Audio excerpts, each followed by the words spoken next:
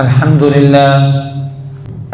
لله وكفى وسلام على عباده الذين اصطفى أما بعد فأعوذ بالله من الشيطان الرجيم بسم الله الرحمن الرحيم ولله على الناس حج البيت من استطاع إليه سبيلا ومن كفر فإن الله غني عن العالمين وقال النبي صلى الله عليه وسلم الحج المبرور ليس له جزاء إلا الجنة أو كما قال عليه الصلاة والسلام إن الله وملائكته يصلون على النبي يا أيها الذين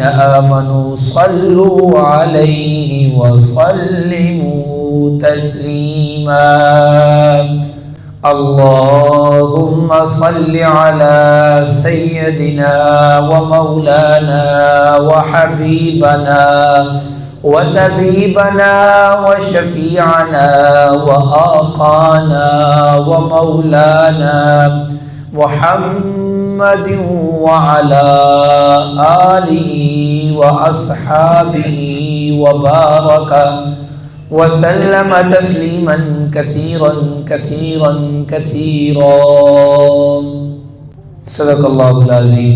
حمد و ثنا کے بعد لاکھوں اربوں کربوں درود و سلام آقا دو جہاں رحمت دو عالم شفیع المذنبین رحمت کائنات راحت للعاشقین روح ایمان جناب نبی کریم حضرت محمد مصطفیٰ احمد مجتبیٰ صلی اللہ علیہ وآلہ وسلم کی ذات بابرکات پر جس کے طفیل اللہ کی ذات عالی نے اس ساری کائنات کو بنایا سجایا اور اب تک باقی رکھا، اس ذات پر لاکھوں عربوں بے شمار اللہ کی ذات عالی درود و سلام نازل فرمائے، اور ہم سب مساکین کی طرف سے پوری امت مسلمہ کی طرف سے ہمارے پیارے نبی آقا دو جہاں شفیع المذنبین رحمت کائنات راحت للعاشقین نبی القبلتین شفیع المذنبین ہادی عالم نور مجسم آپ دی ذات بابرکات نو جزائے خیر عطا فرمائے۔ آپ دی برکت دے نال صدقے دے نال اللہ نے سانو سب نو دین جیسی پیاری نعمت عطا فرمائی، اور ان نعمتاں دے اندروں ایک حج دی نعمت ہے، بہت بڑی عبادت ہے۔ جیسے کہ چند جمعے پہلے عرض کیتا سی کہ سرکار دو عالم صلی اللہ علیہ وآلہ وسلم دے حج دا تذکرہ آئے دا، اور یہ بھی عرض کیتا سی کہ حج عاشقانہ سفر ہے، حج عاشقانہ سفر ہے۔ دو پہلو نے، ایک پہلو ہے کہ حج قبر دی یاد دلاندا ہے، دوسرا پہلو یہ ہے کہ حج عاشقانہ سفر ہے، عشق دا سفر ہے۔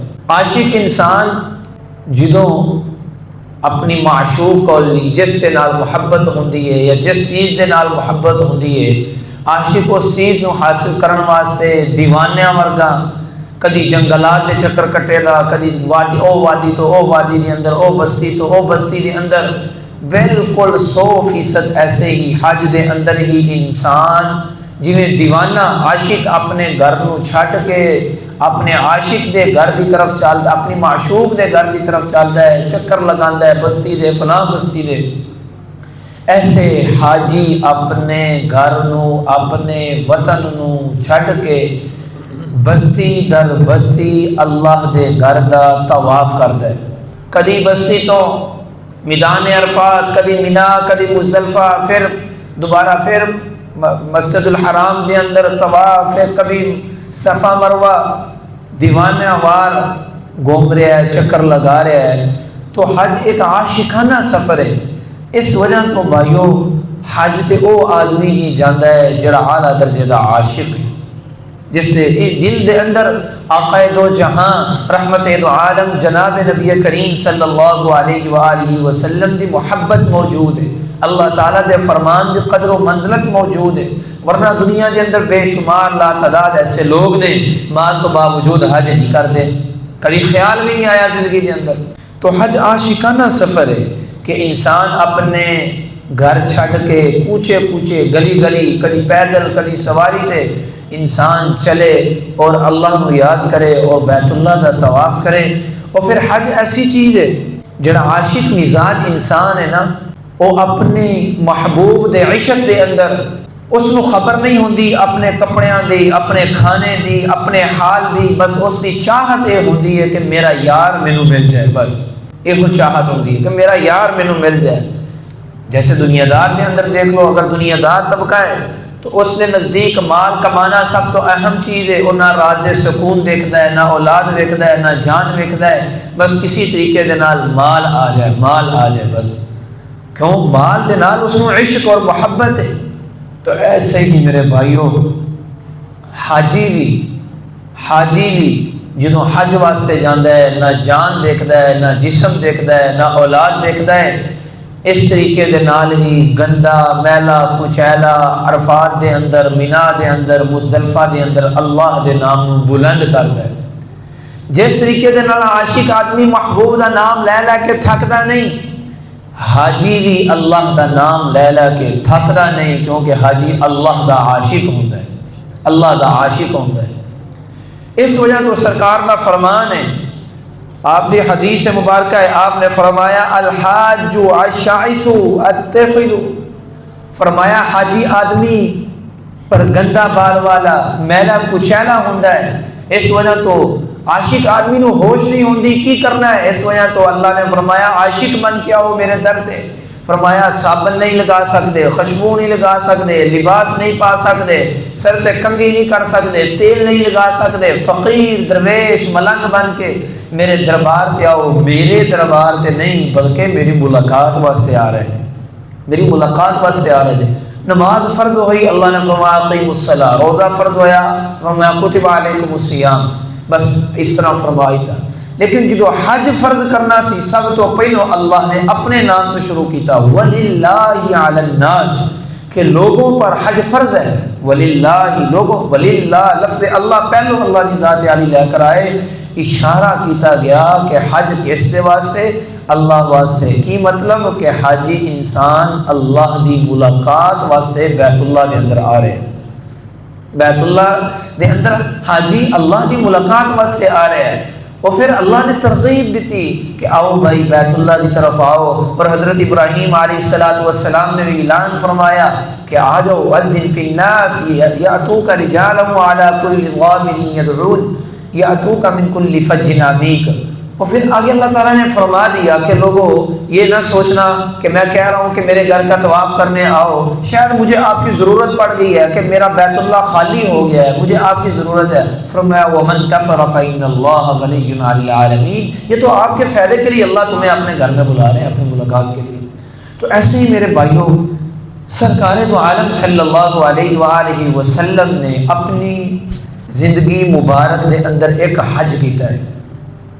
جس طریقے دے نال سرکار نے روزہ رکھا ہے تاکہ میری امت نو مسائل دا پتہ چل جائے، نماز پڑھی ہے، اس میں تو حضور نے فرمایا نماز اس طریقے نال پڑھو جس طریقے نال مینوں نماز پڑھ دیا ہویا دیکھا ہے، سلو کما رأیتمونی اصلی، جس طریقے نماز اس طریقے نال پڑھو جس طریقے نال میں نماز پڑھدا ہوں۔ اور حج بھی اسلام کا فریضہ ہے، اس وجہ تو سرکار دو عالم صلی اللہ علیہ وآلہ وسلم نے عملی طور تے حج کر کے دکھایا تاکہ میری امت نو حج دے مسائل دا پتہ چل جائے۔ بھائیو یہ حقیقت ہے، ایک انسان چیز بیان کر دے، اس بیان کرن دے نال انسان نو اتنی سمجھ نہیں آندی جب تک انسان کر کے دکھا دے سامنے والے لوگوں نو زیادہ جلدی سمجھ آ جاندی، کیونکہ عملی طور تے نا تجربہ ہے اس کے اندر۔ تو سرکار دو عالم صلی اللہ علیہ وآلہ وسلم نے بھی حج مبارک فرمایا۔ آپ دی 63 سال زندگی مبارک دے اندر آپ نے روایات مختلف نے 4 عمرے فرمائے ادا کیتے، بعض روایت کے اندر آپ نے 3 عمرے کیتے اور صرف ایک حج مبارک کیتا، صرف ایک حج میں مبارکہ۔ حج دا حکم جدو سرکار مکہ تو مدینہ ہجرت کر کے گئے 8ویں سال آیا، سن 8 ہجری دے اندر مکہ مدینہ دے اندر حج دا حکم آیا کہ بھائی حج فرض ہے لوگاں تے۔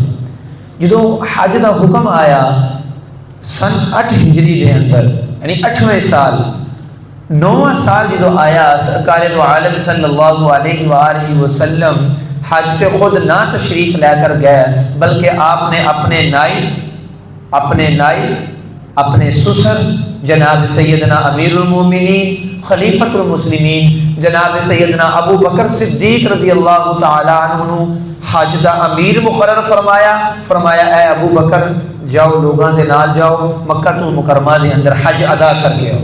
9ویں سال اگو 10واں سال آیا، ان کے اندر لمبی بحث ہے کہ سرکار دو عالم صلی اللہ علیہ وسلم نے 9ویں سال کیوں حج نہیں کیتا۔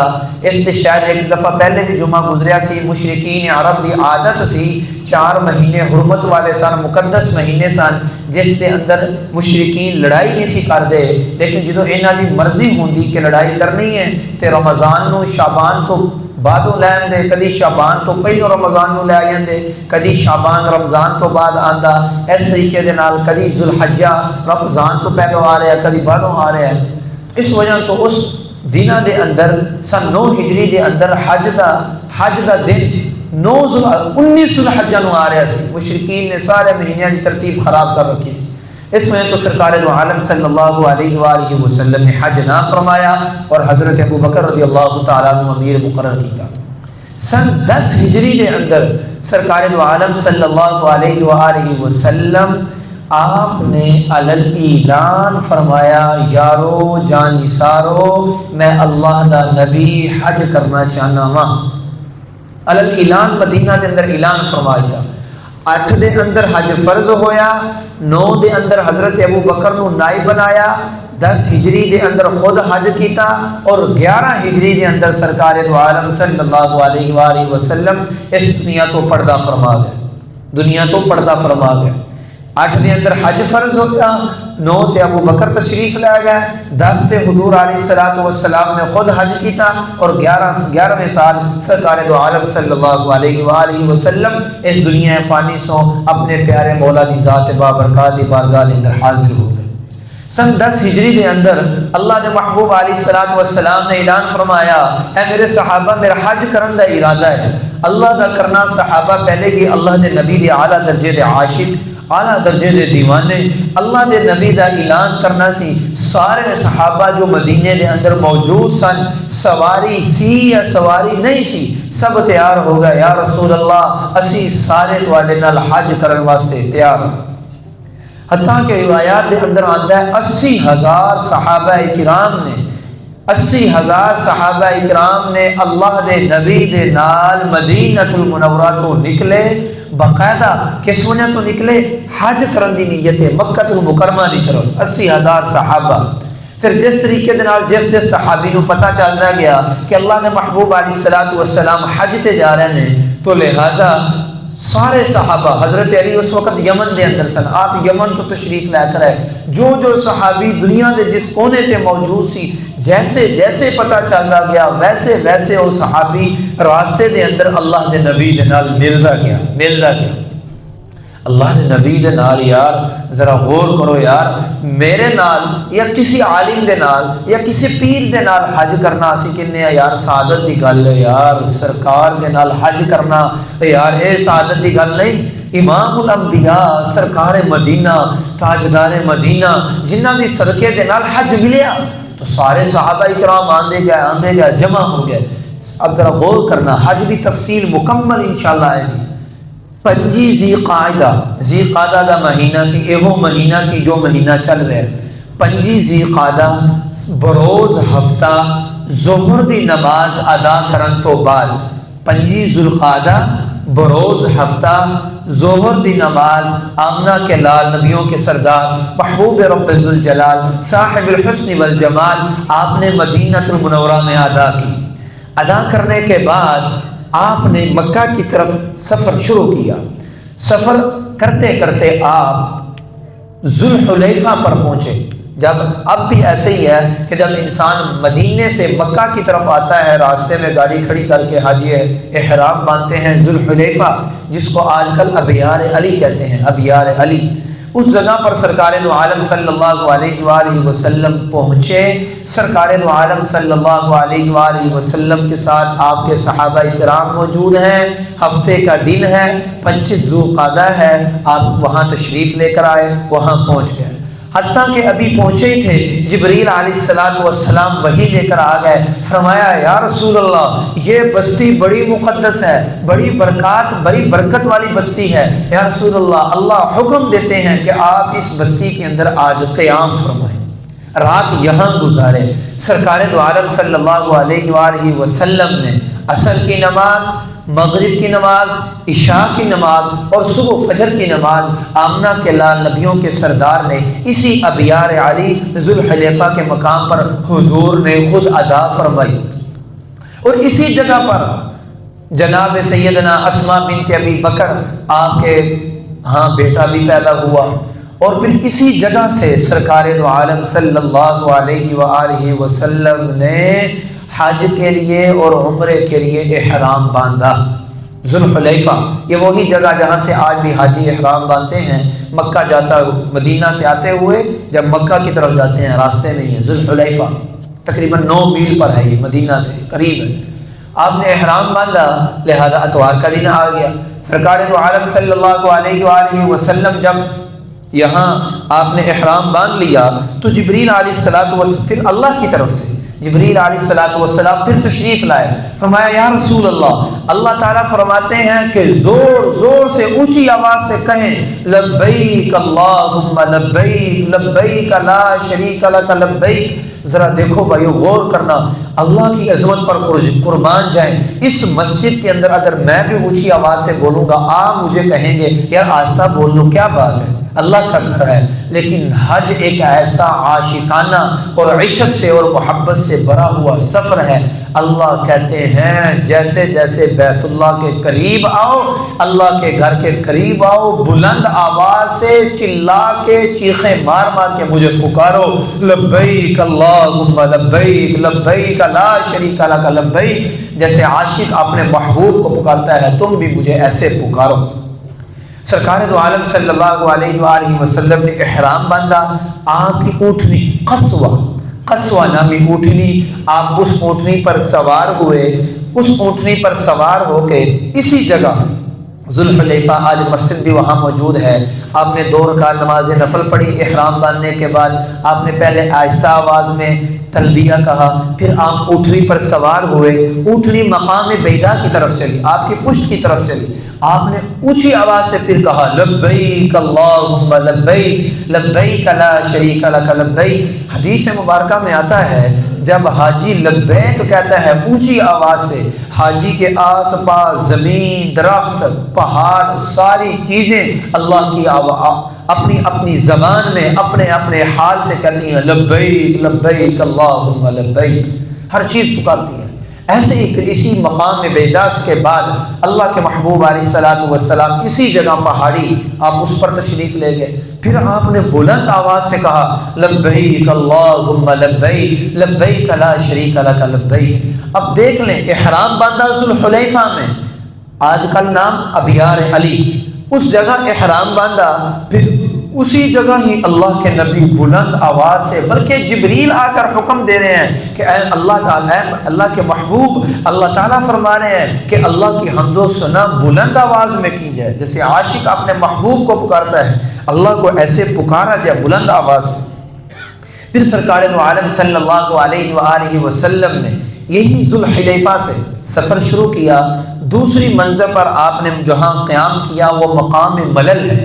یہ تقریباً 6 منزل آئیں گی۔ میں نے شروع میں بتایا 25 ذوالقعدہ بروز ہفتہ بعد نماز ظہر اللہ کے نبی نے مدینہ سے سفر شروع کیا حج کے لیے، اور 4 ذوالحجہ چاشت کی نماز کے وقت بروز اتوار کو اللہ کے محبوب علیہ الصلوۃ والسلام مسجد الحرام کے اندر داخل ہو رہے ہیں۔ تقریباً 9 دن کا سفر بنتا ہے۔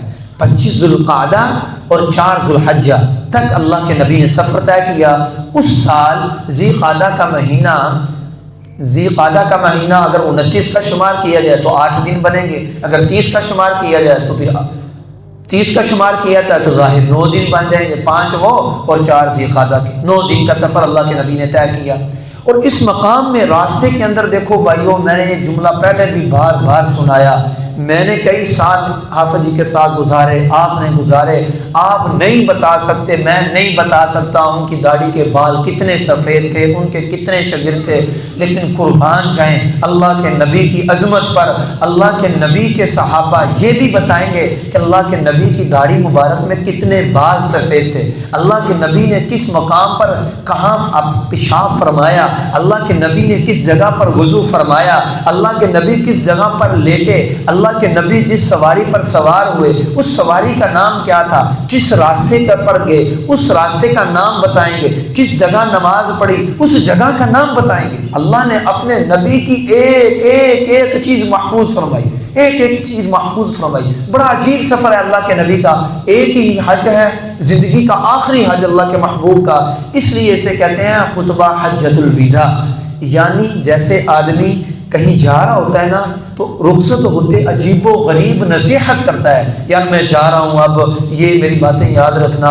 اللہ کے نبی نے بھی اس خطبے کے اندر عجیب و غریب باتیں ارشاد فرمائی، عجیب و غریب، آپ سنیں گے حیران رہیں گے، آہستہ آہستہ آئیں گی وہ۔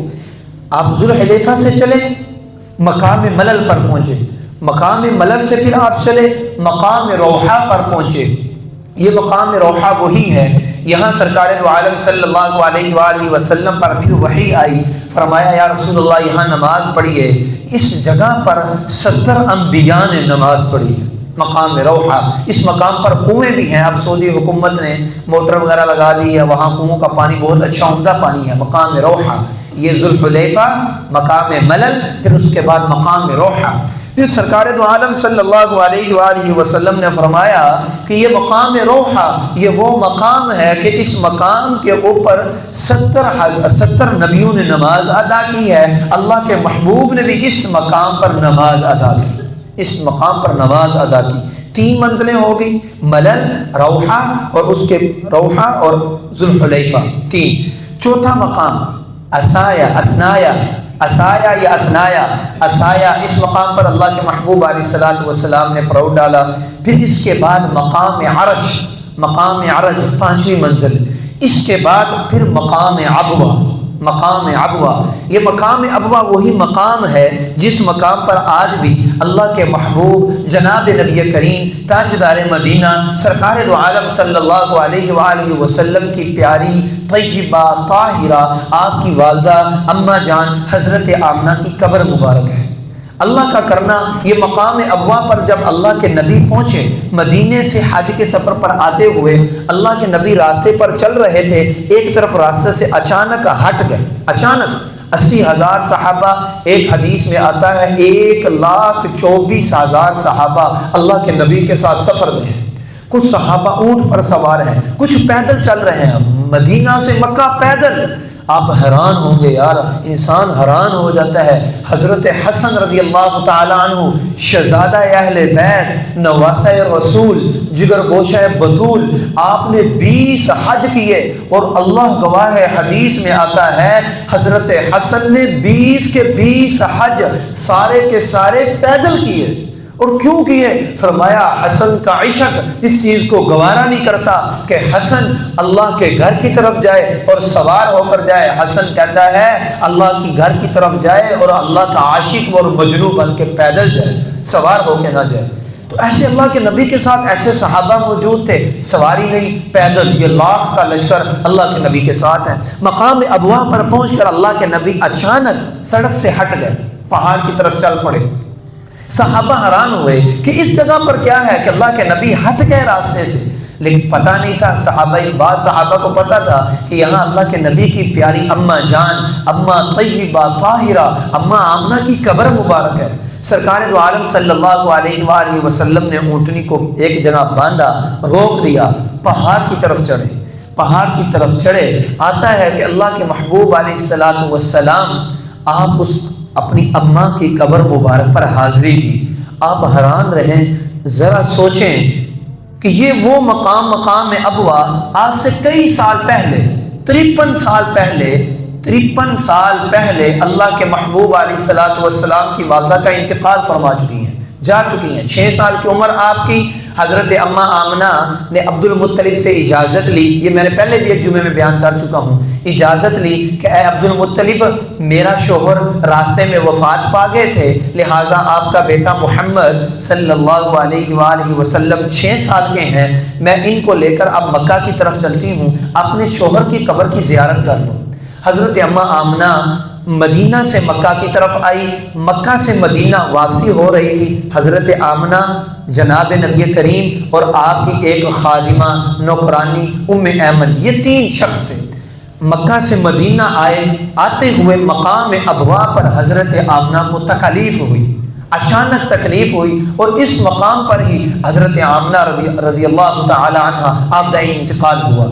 اس وقت بھی ام ایمن فرماتی ہیں کہ اللہ کے محبوب علیہ الصلوۃ والسلام 6 سال کی عمر اور اللہ کے نبی اپنی اماں کی قبر پر بیٹھ کر زاروں قطار رو رہے ہیں۔ اور ام ایمن کہتی ہے جب میں نے کہا اے اللہ کے نبی چلو مدینہ کی طرف چلیں، تو اللہ کے نبی نیچے آئے پہاڑ سے، 6 سال کی عمر، معصوم بچے، لیکن پھر اللہ کے نبی نے میرا ہاتھ چھڑایا اور اللہ کے نبی 6 سال کی عمر میں پھر دوبارہ بھاگ کے پہاڑ کے اوپر چلے گئے اور اپنی اماں کی قبر کے پاس بیٹھ کر رو کر کہہ رہے ہیں اے اماں تجھے تو پتا ہے ابا میرا ہے نہیں، ابا میرا دنیا سے چلا گیا، اے اماں تیرے سوا میرا دنیا میں تھا کون، اماں تو بھی آج مجھے چھوڑ کے چلے گی۔ حضرت ام ایمن فرماتی ہیں، فرمایا نبی علیہ الصلوۃ والسلام کی 6 سال عمر اور اللہ کے نبی اپنی اماں کی قبر پر بیٹھ کر یہ جملے ارشاد فرما رہے تھے۔ اور بھائیو ذرا سوچو، 6 سال کا بچہ، جنگل ہی جنگل، اب بھی کالے سیاہ پہاڑ، میں نے کوشش کی سفر پر کہ وہاں پہنچ سکوں، نہیں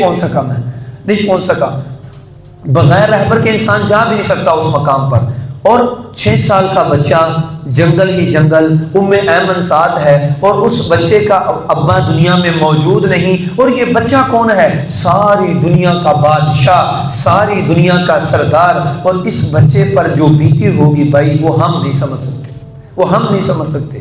6 سال کی عمر میں آپ کی والدہ کا انتقال ہوا، لیکن جب آپ 63 سال کی عمر مبارک ہے، 60 سال کر لیں، 62 سال عمر کر لیں، آپ جب حج کے لیے آ رہے تھے، پھر مقام ابوا پر چلے گئے۔ آتا ہے پھر اللہ کے نبی ہزاروں قطار اپنی اماں کی قبر پر بیٹھ کے روئے، اماں کو یاد کر کے روتے رہے۔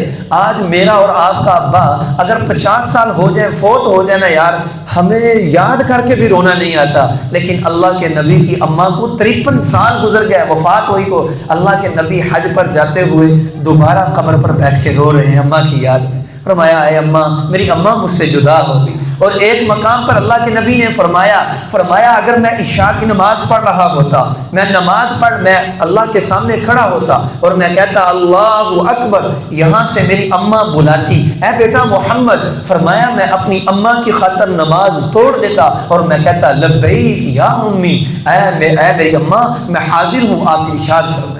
یہ تھے اللہ کے محبوب علیہ الصلوۃ والسلام۔ مقام ابوا پر جب آپ پہنچے، آپ کے ساتھ صحابہ کرام کا لشکر، پھر اللہ کا کرنا، اللہ کے محبوب علیہ الصلوۃ والسلام نے، صحابہ کرام نے فرمایا چلیں، فرمایا نہیں۔ پھر اللہ کے محبوب نے اسی حج کے سفر میں 1 رات قیام آپ نے مقام ابوا میں کیا، اپنی اماں کی قبر مبارک کے پاس کیا، حتیٰ کہ پھر اسی مقام ابوا سے چل کر سرکار دو عالم صلی اللہ علیہ وآلہ وسلم مقام عصفان پر پہنچے۔ مقام عصفان حضرت ابو بکر رضی اللہ تعالیٰ عنہ ساتھ ہیں۔ آپ نے فرمایا ای وادی، اے ابو بکر یہ کون سی وادی ہے؟ فرمایا یا رسول اللہ یہ وادی عصفان ہے، یہ وادی عصفان ہے۔ سرکار دو عالم صلی اللہ علیہ وسلم نے فرمایا اچھا یہ وادی عصفان ہے؟ آپ نے فرمایا میں اپنی آنکھوں سے دیکھ رہا ہوں، یہ سامنے حضرت ہود علیہ الصلوۃ والسلام ہے، یہ حضرت صالح علیہ الصلوۃ والسلام ہے، ان دونوں نے احرام باندھا ہوا ہے،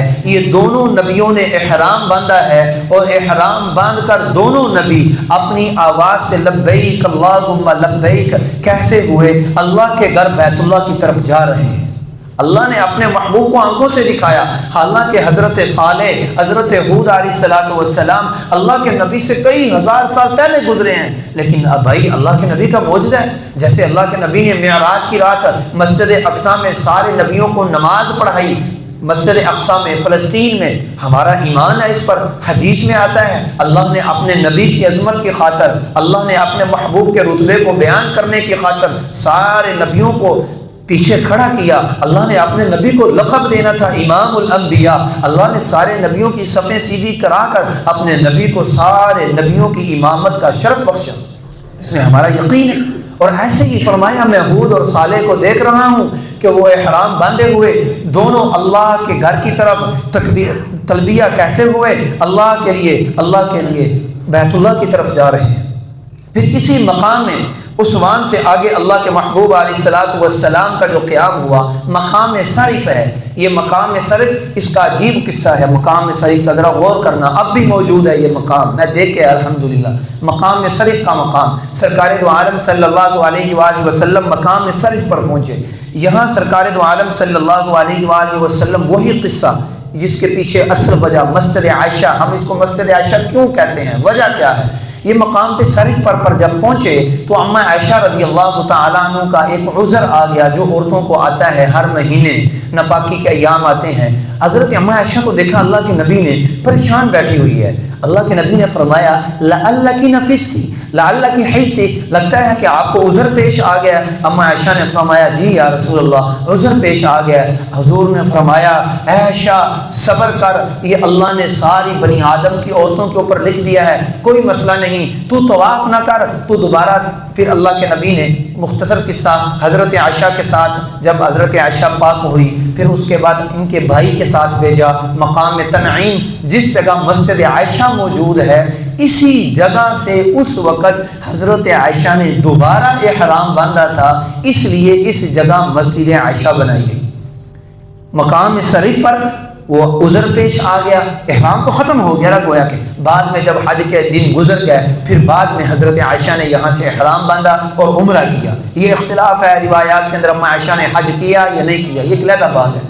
مقام شریف پر جب پہنچے اللہ کا کرنا عجیب قصہ، ذرا غور کرنا۔ یہ مقام شریف وہی مقام ہے اللہ کے نبی نے جس سال عمرہ کیا، جس سال اللہ کے نبی نے عمرہ کیا صلح حدیبیہ والا، اللہ کے نبی نے اس مقام کے اوپر حضرت میمونہ رضی اللہ تعالی عنہا سے شادی کی تھی، نکاح ہوا تھا۔ عمرے پر جاتے ہوئے نکاح ہوا، عمرے پر واپس جاتے ہوئے مدینہ کی طرف اسی مقام پر رخصتی ہوئی، اسی مقام پر نکاح ہوا عمرے کی طرف جاتے ہوئے، اور عمرے کی واپسی پر حضرت میمونہ کے ساتھ یہی رخصتی ہوئی۔ اور آپ کو عجیب بات بتاؤں، اماں میمونہ کا نکاح بھی یہاں ہوا اور رخصتی بھی یہاں ہوئی، یہی درخت تھا اور اسی جگہ آج اماں میمونہ کی قبر موجود ہے۔ قربان جائیں، نکاح بھی اس جگہ پر، رخصتی بھی اس جگہ پر، اور آج وہی اماں میمونہ وہی جگہ پر، بالکل ان کی قبر سب سے الگ تلگ ہے، سب سے الگ تلگ ہے۔ یہ مسجد عائشہ سے آگے جائے یہی طریقے مکہ المکرمہ، اس طرف بالکل سڑک کے بیچوں بیچ اماں میمونہ کی قبر موجود ہے، یہی مقام شریف ہے۔ اللہ کا کرنا دیکھو بھائیو، شادی بھی اسی جگہ پر، رخصتی بھی اسی جگہ پر، اور وفات بھی اسی جگہ پر، اور قبر بھی اسی جگہ پر بنی حضرت اماں میمونہ رضی اللہ تعالی عنہا کی۔ پھر سرکار دو عالم صلی اللہ علیہ وآلہ وسلم مقام شریف سے ہوتے ہوئے اللہ کے محبوب علیہ الصلوۃ والسلام مقام ذی طویٰ پر پہنچے، مقام ذی طویٰ۔ پھر یہاں دوبارہ اللہ کے محبوب علیہ الصلوۃ والسلام نے مکہ میں داخل ہونے کے لیے آپ نے غسل فرمایا۔ دیکھو بھائیو، اس لیے کہتے ہیں احرام باندھنے سے پہلے غسل کرنا یہ آقا دو جہاں رحمت دو عالم صلی اللہ علیہ وآلہ وسلم کی سنت مبارکہ ہے۔ اللہ کے محبوب نے غسل فرمایا۔ اللہ کے محبوب احرام تو باندھ چکے تھے ذوالحلیفہ سے، یہاں آپ نے صرف پانی بہایا صرف، کیونکہ حاجی اپنے جسم سے میل دور نہیں کر سکتا۔ آپ نے احرام دوبارہ آپ نے غسل فرمایا، پھر آپ نے احرام باندھا، چادریں تبدیل کی، احرام کی چادریں تبدیل کر سکتے ہیں، خوشبو نہیں لگا سکتے، البتہ خوشبو نہیں لگا سکتے، بال نہیں کاٹ سکتے، ناخن نہیں کاٹ سکتے، جسم کی صفائی نہیں کر سکتے، تاکہ انسان ملنگ اور درویش بن کے، عاشق بن کے اللہ کے گھر میں حاضر ہو۔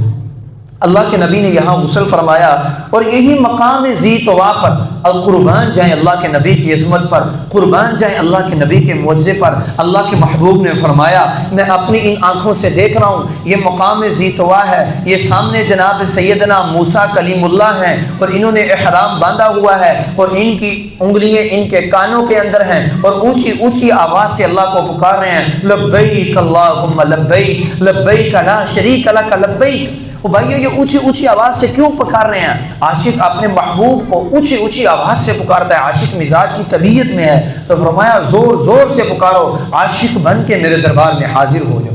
اور اللہ کے محبوب علیہ الصلوۃ والسلام نے اسی مقام ذی طوا پر سرکار دو عالم صلی اللہ علیہ وآلہ وسلم نے غسل فرمایا، اور غسل فرما کر آپ نے کچھ دیر قیام بھی فرمایا اس مقام پر۔ پھر حتیٰ کہ بروز اتوار 4 ذی الحجہ، بروز اتوار 4 ذی الحجہ، ایک روایت میں آتا ہے مقام مر زہران پر بھی آپ نے قیام فرمایا، لیکن یہی مقام ذی طوا آپ کی آخری منزل، اس کے بعد براہ راست اللہ کے نبی مکہ میں داخل ہوئے، مسجد حرام میں داخل ہوئے۔ بروز اتوار چاشت کی نماز کا وقت اللہ کے محبوب علیہ الصلوۃ والسلام جنت المعلی، جس طرف آج شاہی محلات موجود ہیں، جنت المعلی موجود ہے، جس طرف حمام ابو جہل ہے، اس طرف سے بلندی کی طرف سے اللہ کے محبوب علیہ الصلوۃ والسلام بیت اللہ کے اندر داخل ہوئے۔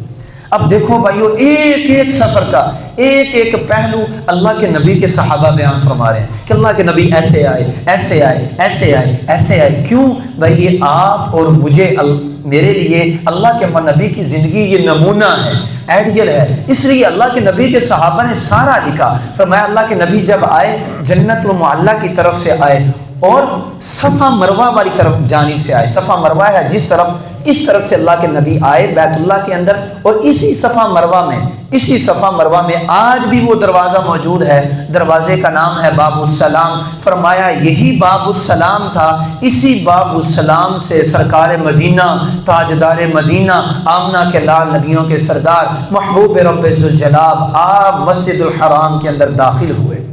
جب آپ داخل ہوئے بیت اللہ کے اندر، چاشت کی نماز کا وقت تھا، پھر آپ نے تحیت المسجد نہیں پڑھی، جیسے ہم پڑھتے ہیں مسجد میں آ کے تحیت المسجد، مستحب عمل ہے، پڑھنی چاہیے اگر وقت مکروہ نہ ہو، لیکن اللہ کے نبی نے تحیت المسجد نہیں پڑھی۔ آتے وقت اللہ کے محبوب علیہ الصلوۃ والسلام آئے، آپ نے ہاتھ بلند فرمائے اور دعا کی، پھر آپ نے حجر اسود کا بوسہ لیا، پھر آپ نے سجدہ کیا، پھر اسی مقام پر اللہ کے محبوب علیہ الصلوۃ والسلام روتے رہے کچھ دیر۔ حضرت عمر رضی اللہ تعالیٰ عنہ بھی آنسو بہاتے رہے، اور آپ نے فرمایا اے عمر یہ حجر اسود وہ جگہ ہے، اس جگہ آنسو بہانے کا موقع ہے، اس جگہ آنسو بہانے کا موقع ہے۔ پھر آپ نے حجر اسود کا بوسہ لیا، سجدہ کیا، پھر سرکار دو عالم صلی اللہ علیہ وآلہ وسلم نے طواف شروع کیا۔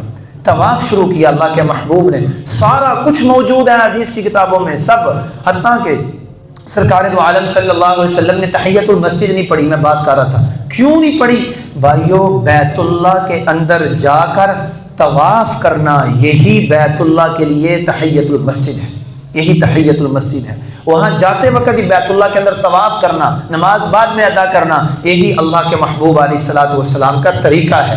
اللہ کے محبوب علیہ الصلوۃ والسلام نے طواف کیا، کیسے طواف کیا؟ اشتباع کرنا، جو ہم بھی کرتے ہیں، اپنے دائیں کندھے سے چادر نکال کر بائیں کندھے پر ڈال دیتے ہیں، بالکل اسی طریقے سے اللہ کے محبوب علیہ الصلوۃ والسلام نے حج کا احرام باندھا۔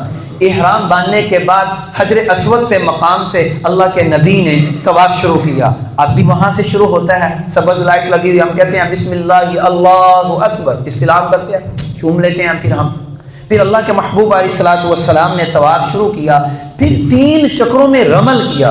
رمل پتہ نہیں ساتھیوں کے علم میں ہے یا نہیں، رمل کسے کہتے ہیں؟ رمل کا معنی ہے چھوٹے قدم اٹھانا۔ اللہ کا کرنا یہ مشرکین مکہ نے کہا کہ صحابہ کرام کمزور ہو گئے ہیں، ان کو کیا ہے، لہذا یہ تو چل بھی نہیں سکتے، لہذا پھر اللہ کے محبوب نے صحابہ کرام کو حکم دیا کہ اے میرے پیارے صحابہ، آپ اب بیت اللہ کا جب آپ طواف کریں تو پہلے 3 چکروں کے اندر آپ رمل کریں۔ رمل کا مطلب کیا؟ آکڑ کے چلنا، چھوٹے قدم ایسے، اور کندھوں کو ہلاتے ہوئے، ایسے سے چلنا، تاکہ مشرکین یہ نہ سمجھے کہ اللہ کے محبوب علیہ الصلوۃ والسلام اور آپ کے صحابہ کرام کمزور ہو گئے ہیں، آکڑ کے چلنا۔ اس لیے بھائیوں میں پھر یہی جملہ دہراتا ہوں، شریعت سنت قرآن خواہشات کا نام نہیں، شریعت سنت اللہ اس کے رسول کے حکموں کا نام ہے۔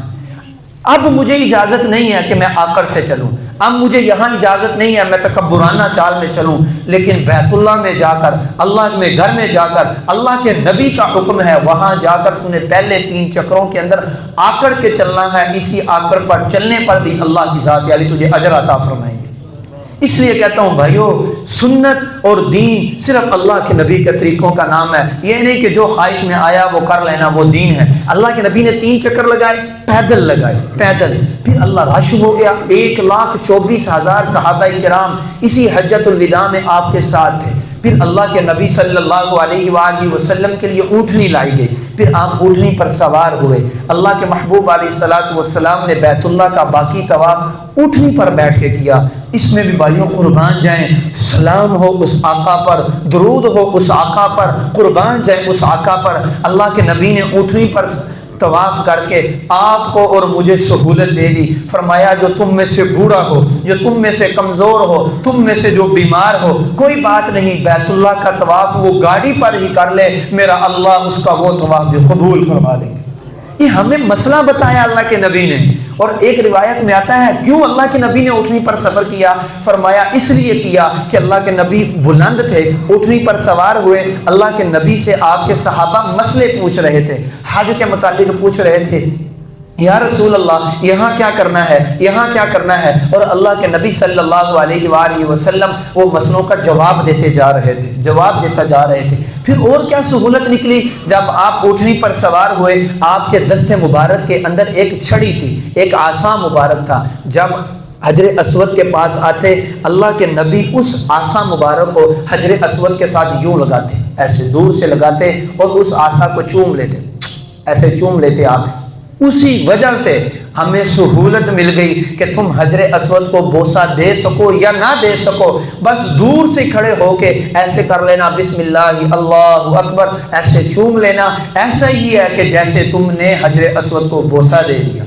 اور حدیث مبارکہ میں آتا ہے قیامت کا دن آئے گا، یہی حجر اسود کو اللہ زبان دیں گے، یہی حجر اسود اللہ کے دربار میں بولے گا اور کہے گا، اے اللہ جس نے میرا بوسہ لیا، اے اللہ جس نے میرا استلام کیا، دور سے بھی اگر کسی نے مجھے ایسے کیا اور چوما، اے اللہ کی بارگاہ میں عرض کرے گا، اے اللہ ہر اس آدمی کی تو بخشش فرما دے، ہر اس آدمی کی تو بخشش فرما دے۔ یہ اللہ کے محبوب علیہ الصلوۃ والسلام نے طواف مبارک اس طریقے سے پورا کیا۔ یہ حج کا سارا پس منظر۔